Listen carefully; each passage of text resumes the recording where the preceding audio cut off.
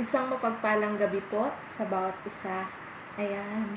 So, welcome po sa ating gawain ngayon. Kamusta na po kayo? I believe po na sa maayos po na sitwasyon ng bawat isa sa atin. Ayan. So, bago po tayo magsimula ay inaanyayahan ko po na ang bawat isa sa atin ay manalangin. Hallelujah God. Lord, patuloy po kami nagpapasalamat sa gabing ito, Panginoon. Lord, ang patuloy po na aming dalangin, Panginoon, ay patuloy, O God, na kumilos ka sa aming kalagitnaan, Panginoon, O God. Lord, hayaan mo po na magkaroon kami, O God, ng active listening, Panginoon, na isang puso, Panginoon, na handang makinig sa iyo, Panginoon, sa mensaheng nais mong sabihin sa amin sa gabing ito. At Lord, patuloy, Panginoon, hayaan mo po na ang salita mo ang maihayag, hindi po ang salita ng tao, kundi Lord, ang mismong mensahe mo na nais mong ipasabi sa amin, na siyang magbabago at patuloy na magpapalago sa aming pananampalataya sa iyo, Panginoon. Salamat po, Panginoon.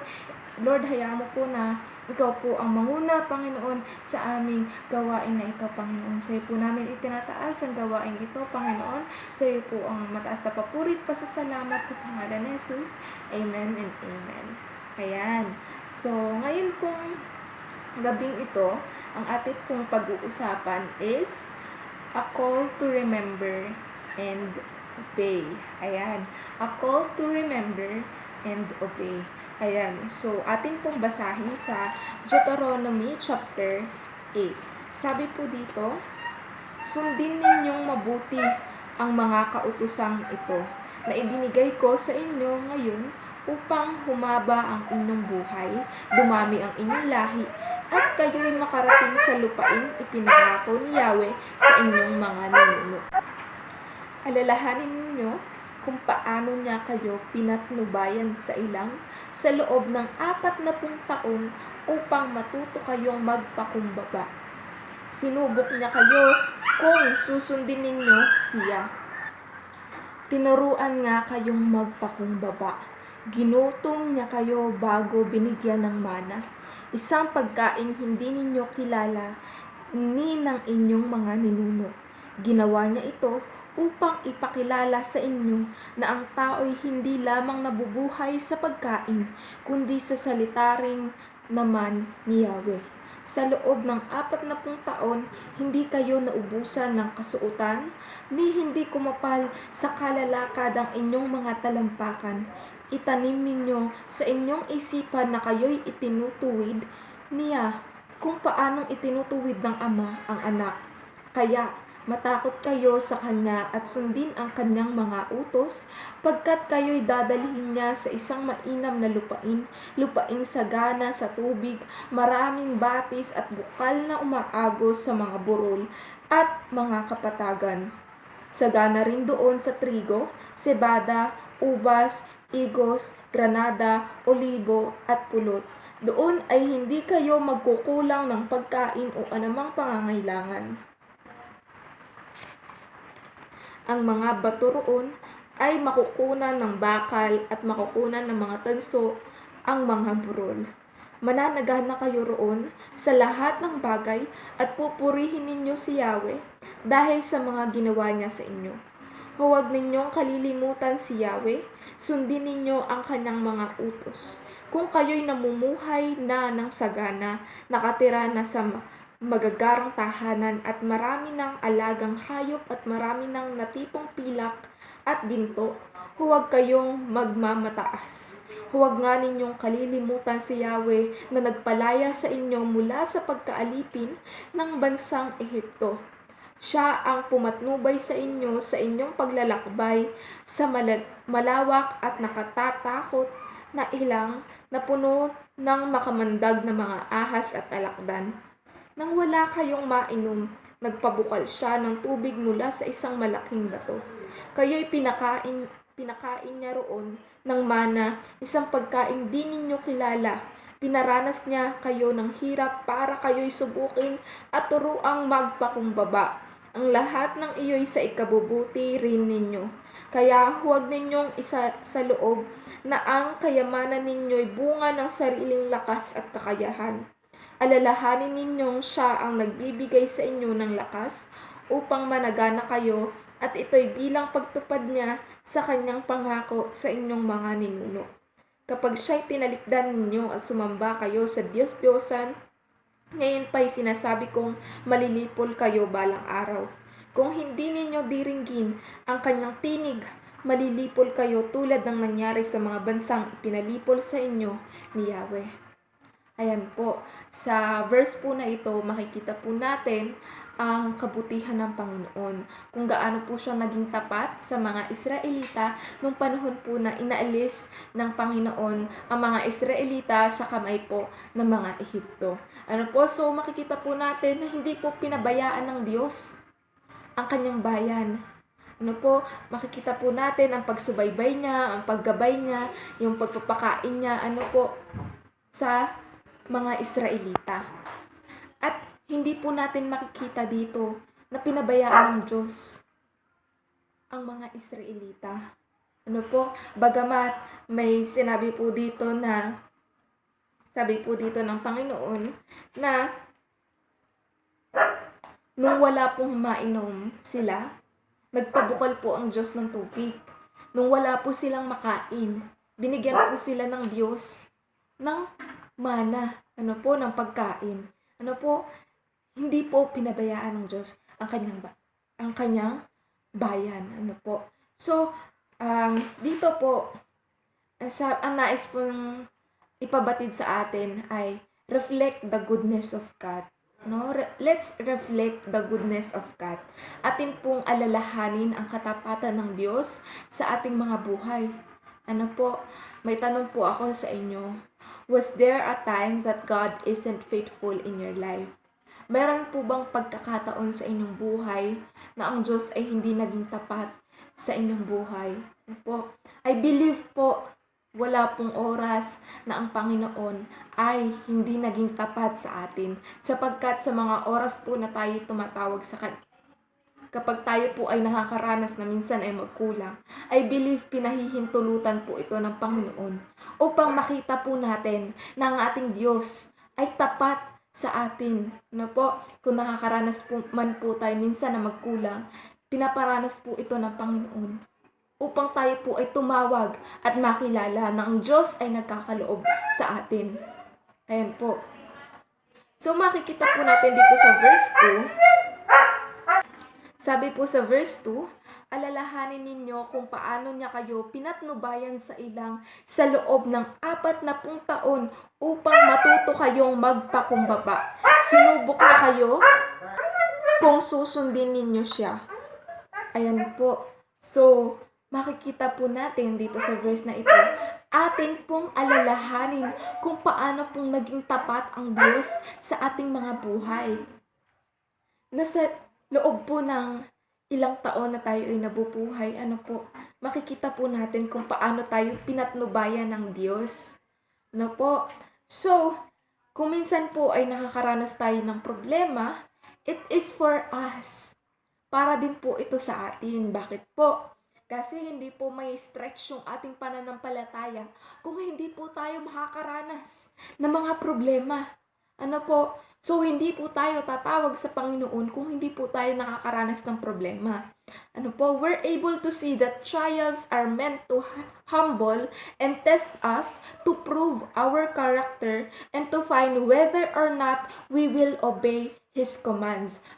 So sabi po ng Panginoon sa verses na po na ito, na yung ating mga nararanasang problema, ay para tayo ay turuan ng Panginoon na tayo ay magpakumbaba. Na wala po tayong magagawa kung tayo po ay hiwalay sa Kanya. And to test and prove our character. Para i-test po yung ating character, yung ating pong pananampalataya sa Panginoon. Kung sa mga oras na may problema po tayo, tatawag po kaya tayo sa Kanya, o mananangan po tayo sa sarili nating lakas. So, ito po is to test whether we will obey His commands or not. Kung ating pong susundin yung Kanyang mga utos o hindi. Pero ang sabi po ng Panginoon, kapag tayo po ay sumunod sa Kanya, makakaranas po tayo na managana. Ito po yung pangako sa atin ng Diyos. Kaya po, sa nais pong ipabatid sa atin dito na sa mga oras po tayo na ay nakakaranas ng iba't ibang pagsubok sa ating buhay, atin pong alalahanin kung gaano po naging katapat ang Diyos sa ating mga buhay. At kung aalalahanin po natin iyon, atin pong maaalala na makapangyarihan ng Diyos na kayang gumawa sa ating kalagitnaan ngayon. Yan. Sabi ko din po dito sa aking notes, God doesn't want us to increase fear. Sa ating nararanasang crisis ngayon, ayaw po ng Diyos na mag-increase sa atin yung takot, yung pangamba, dahil sa mga nangyayari sa ating paligid. Ayaw po ng Diyos na tayo po ay matakot. But for us to remember that throughout the years, He is faithful. Gusto pong ng Diyos ngayon sa pagkakataong ito that all through the years, na ang Diyos ay tapat. Bagamat ganito po yung ating paligid, marami pong problema, marami pong calamities na nangyayari. Nais ng Panginoon na tayo ay alalahanin kung gaano siyang naging tapat noon at magiging tapat ngayon at magpakailanman. God wants to prove to us that He is the same God. Nung panahon ng nila Abraham, nila Jacob, nila Isaac, na kayang gumawa sa ating panahon ngayon at sa mga susunod pa. We just need to obey and listen. Kailangan lang po tayo ay makinig at sumunod sa Panginoon. At yun, sa mga oras po na nararanasan natin, kung ano man po yung nararanasan natin, let us quit asking why. Huwag po tayo magduda sa ginagawa ng Panginoon. Kasi ang kaparaanan po ng Diyos ay mas mataas kaysa sa atin. Let's just trust Him.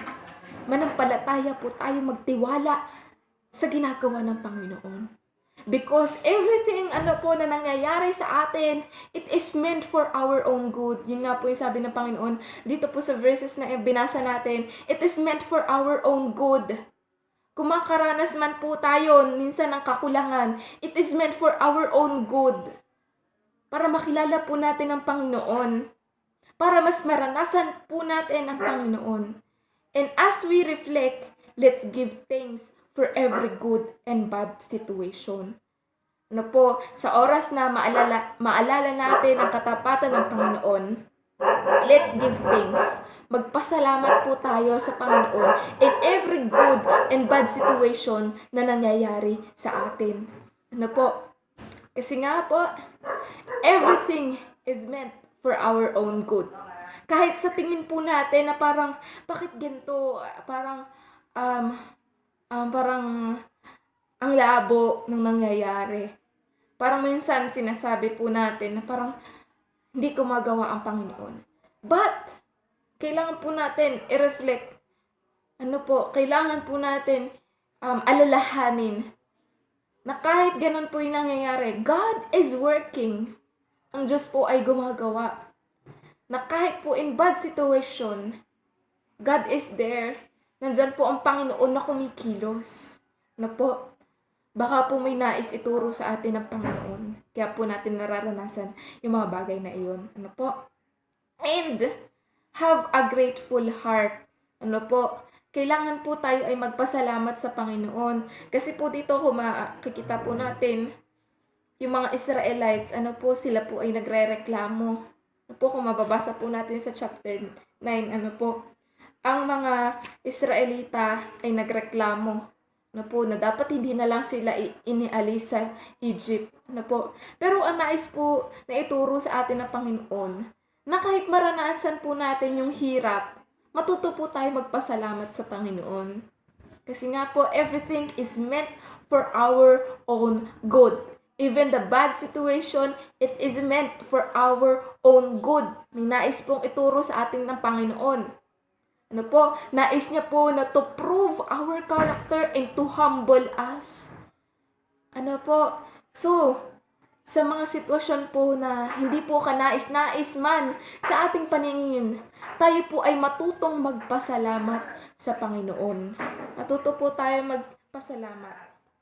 At God disciplines for our own good. Ano po?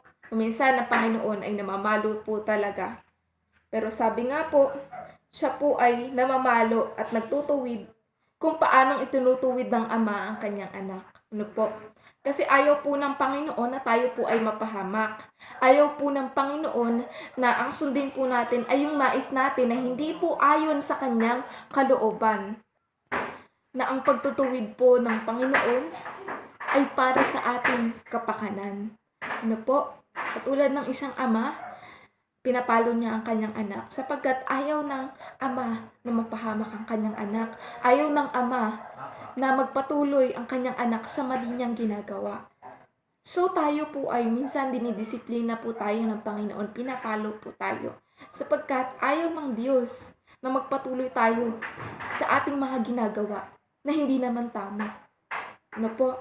And let us love correction. Ano po? Ating pong bahalin yung pagkukorek na ginagawa ng Panginoon sa atin.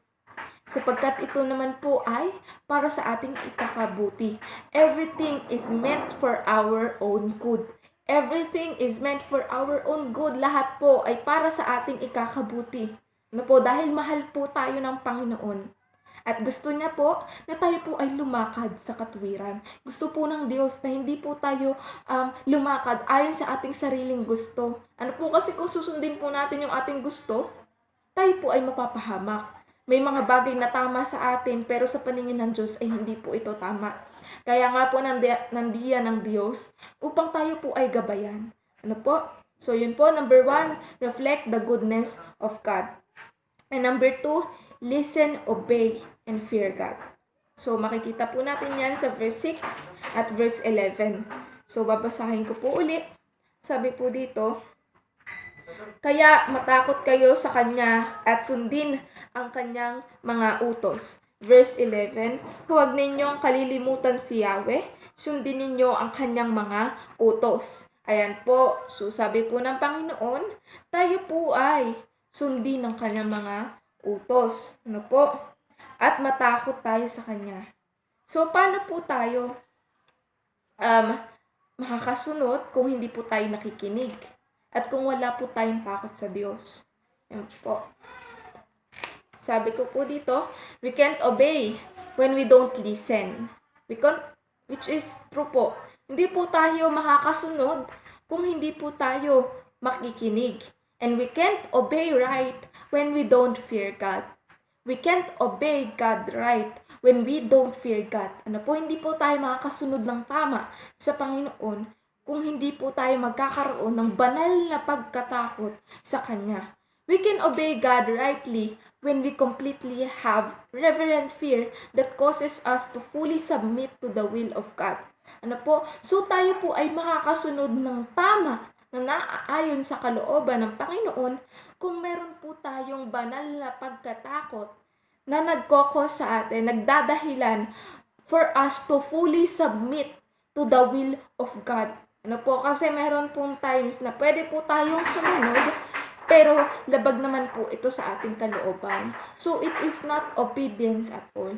But, we can obey God right. Tayo po ay makakasunod ng tama sa Panginoon kung meron po tayong banal na pagkatakot na magsasubmit. It will drive us to submit fully, ano po, to the will of God.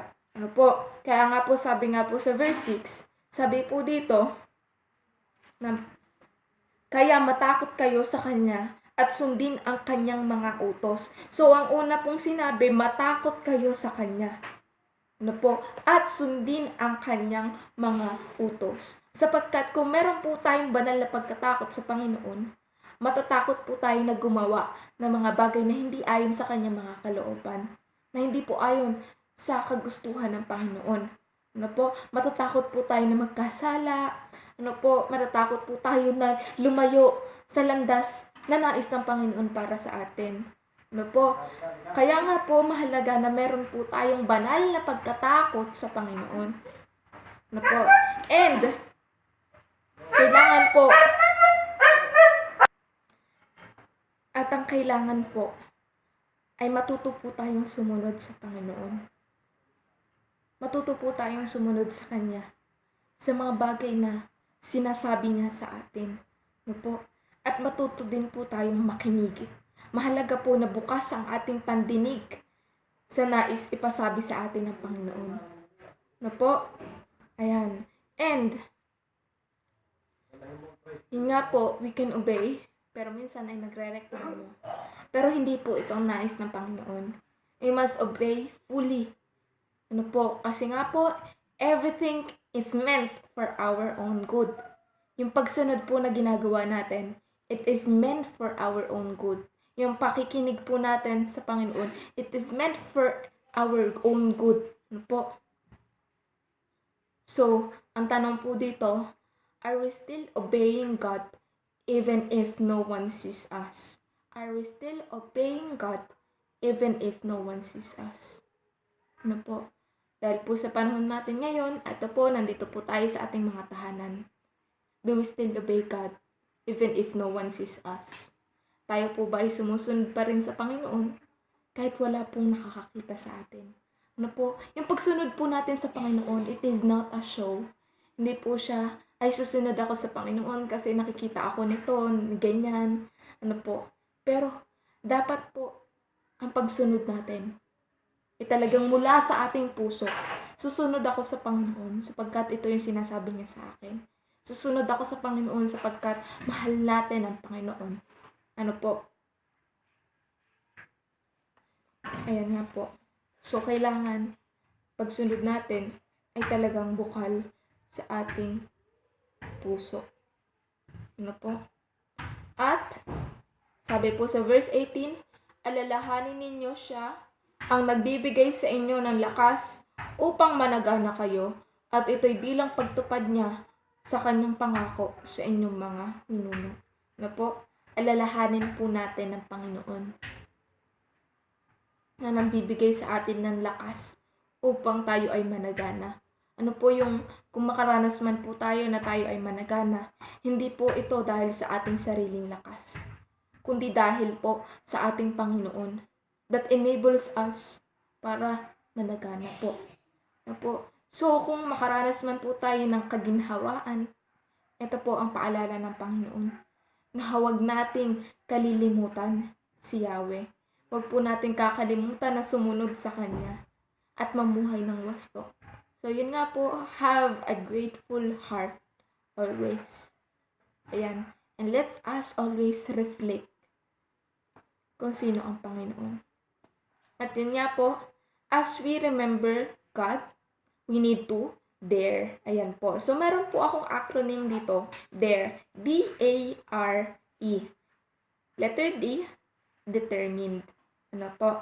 So, kailangan maging determinado tayo to believe, to stay in His presence regardless of the cause or things around. Ayan po. Kailangan po tayong maging determinado na manampalataya, to stay in His presence, na manatili sa Kanyang presensya, ano man yung nangyayari sa ating paligid. Ano po? So, yun nga po. Ano po? Sa ating nararanasan ngayon, marami nga po mga krisis. So, kung titingin po tayo sa ating paligid, ano po, mababagabag tayo, matatakot tayo.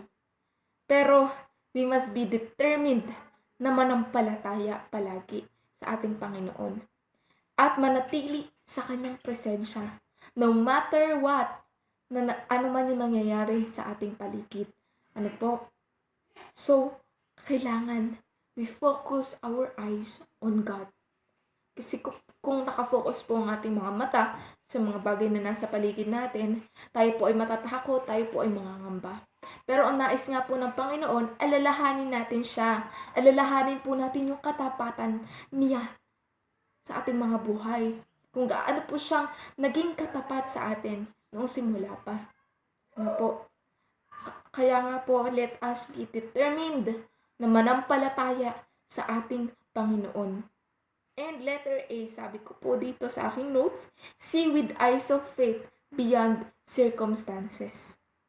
See with eyes of faith Yan po yung ating kailangan ngayon. See with eyes of faith. Mata na may pananampalataya, ano man po yung ating nararanasan.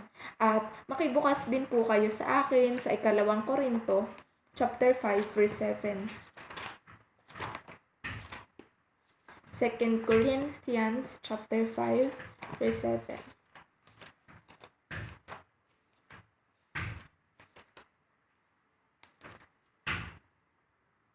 Sabi po dito, namumuhay ako ayon sa pananalig sa Diyos, hindi sa mga bagay na nakikita. Ayan po. So, mamuhay po tayo na ayon sa pananalig sa Diyos, hindi po sa mga bagay na ating nakikita. Ano po? Ayan. Kaya nga po, ito po yung kailangan natin sa panahon ngayon. See with eyes of faith. Na po, na namumuhay ayon sa pananalig ng Diyos. Na po, there may times, na minsan, maranasan natin na magkulang, sa pang-araw-araw na Pero po, see with eyes of faith. God allows certain things with a great purpose. Para po tayo ay tumawag sa Kanya, para po makita natin na ang ating Diyos ay ang siyang nagkakaloob sa atin ng lahat ng bagay. At upang turuan tayo na manampalataya sa Kanya. So yan po, letter A, see with eyes of faith beyond circumstances. Tayo po ay manampalataya sa ating Panginoon. Bagamat hindi po natin alam exactly what are the things that are happening, what are the things that make happen, but see with eyes of faith. Ayan po. And letter B, not hindered by circumstances. We must be that someone that is not hindered by circumstances. So, yan po ay makikita natin sa 2 Corinthians chapter 4, verse 18. Sabi po dito, kaya't ang paningin namin ay nakapako sa mga bagay na di nakikita, hindi sa nakikita, sapagkat panandalian lamang ang mga bagay na nakikita, ngunit walang hanggan ang mga bagay na hindi nakikita. Ayan po. So, let us focus our eyes on the things unseen. Hindi sa mga bagay na ating nakikita. Kasi, yun nga po, our eyes, yung itong mata po natin, kung ito po ay hahayaan natin na mag-focus sa ating mga nakikita, sa ating paligid, sa ating mundo, sa mga bagay na nangyayari ngayon, tayo po ay maaring, yun nga po, mangamba, matakot po tayo. Pero nais po ng Panginoon ay let us focus our eyes on the things unseen. And it will help us to activate our faith. Kung nakafocus po yung ating mata sa mga bagay na hindi nakikita, makikita po natin yung katapatan ng Panginoon. Makikita po natin kung ano po yung kayang gawin ng Panginoon sa ating sitwasyon ngayon, sa mga bagay na nangyayari ngayon. So, let us focus our eyes on the things unseen, onto what God can do. At yun nga po, letter B, authority. So, tingnan po natin, basahin po natin sa Lucas chapter 10, verse 19. Lucas chapter 10, verse 19. Sabi po dito ay, binibigyan ko kayo ng kapangyarihan tumapak sa mga ahas at mga alakdan at yumurak sa kapangyarihan ng kaaway. Walang makapipinsala sa inyo. Ayan po, so binigyan po tayo ng Panginoon ng authority to step, natapakan, tumapak sa mga ahas at mga alakdan. At sabi po dito, yumurak sa kapangyarihan ng kaaway. So, binigyan po tayo ng Panginoon ng kapangyarihan, ng authority para gawin po ang mga bagay na ito. At sabi po ng Panginoon, walang makakapinsala sa atin. Ano po? So let us be bold to use that authority that God has given us. Kailangan po gamitin natin. Let us exercise that spiritual authority na ibinigay po sa atin ng Panginoon. Ano po? So kung meron man po na mga takot sa atin, let's use the authority that God has given us. Ano po? Gamitin po natin yung authority na ibinigay sa atin ng Panginoon. Ano po? Ayan. And our redemption. So, ang meaning po ng redemption is saved from sin. Tayo po ay ligtas na po sa ating kasalanan. And redemption is about freedom by Christ Jesus. Because of the redemption, because of being saved from our sin, we are free by Christ Jesus. Ayan, so makikita po natin yan sa Roma chapter 6, verse 1 to 7.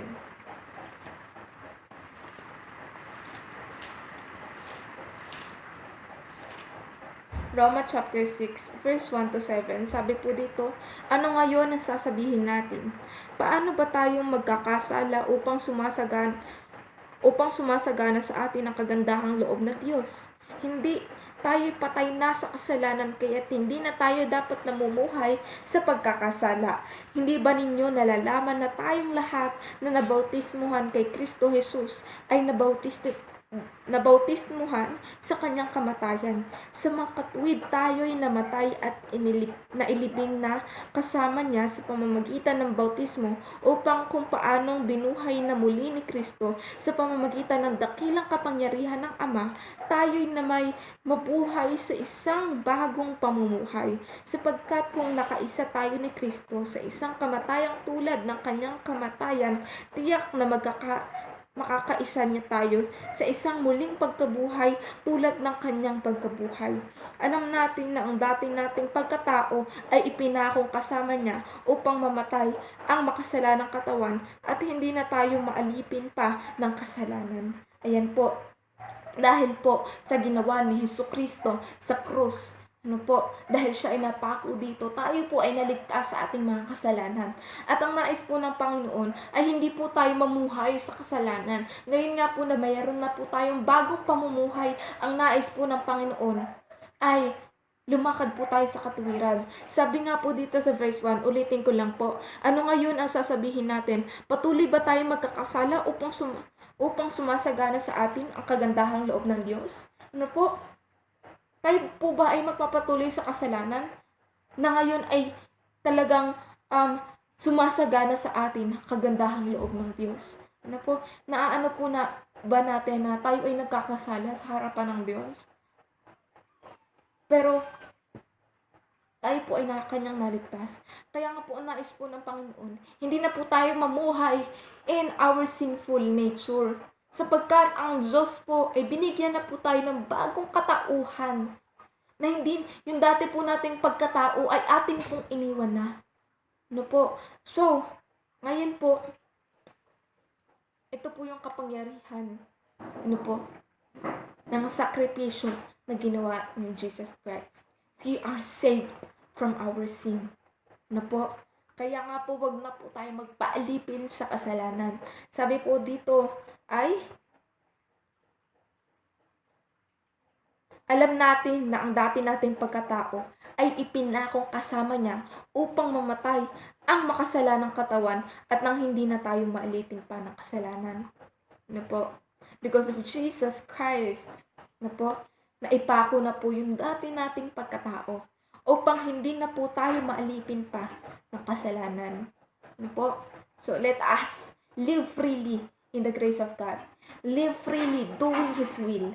Yung kalooban po ng Panginoon. So yun po ay ang redemption. And basahin din po natin sa Ephesians chapter 2 verse 13.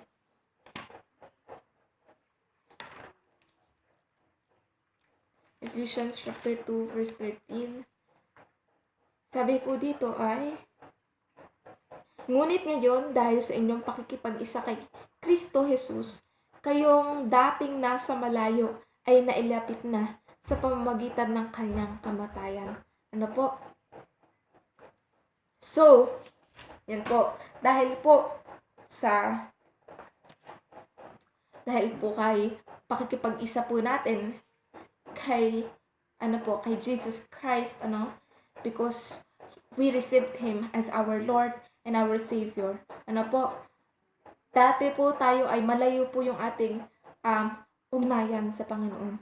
Pero ngayon po, tayo po ay naging inalapit sa pamamagitan ng kanyang kamatayan. Kaya po malaya po tayo nakakatawag sa Panginoon dahil po sa pakikipag-isa natin kay Kristo Jesus. Ayan po. So, letter E, expectation. So, expectation is the start for God's miracle in our lives. So, let us always expect sa Panginoon. Lagi po tayo mag-expect sa mga bagay na gagawin ng Panginoon sa ating buhay. Dahil kung tayo po ay mag-expect na Lord, naniniwala ako na ito yung gagawin mo. And God will surely do it because we have an expectant heart. So, sa paglapit po natin sa Panginoon, let us always expect for what God can do in our lives. Ayan po. So, patuloy po tayo to dare, determined, to have authority, the redemption, and expectation. Ayan po. Let us always see with eyes of faith and let us tingnan po natin ang mga bagay na everything happens for our own good. So, yan po, ating pong alalahanin ang katapatan ng Diyos sa ating mga buhay. Huwag po natin hayaan na yung mga nangyayari sa ating paligid ang pahinto upang tayo ay hindi manampalataya sa Panginoon. So, let us always keep on clinging unto His promises. Panghawakan po natin ang kanyang mga pangako. Ayan po. And Hebrews chapter 12 verse 2, sabi po dito is, ituon natin ang ating paningin kay Jesus na siyang pinagmulan ng ating pananampalataya.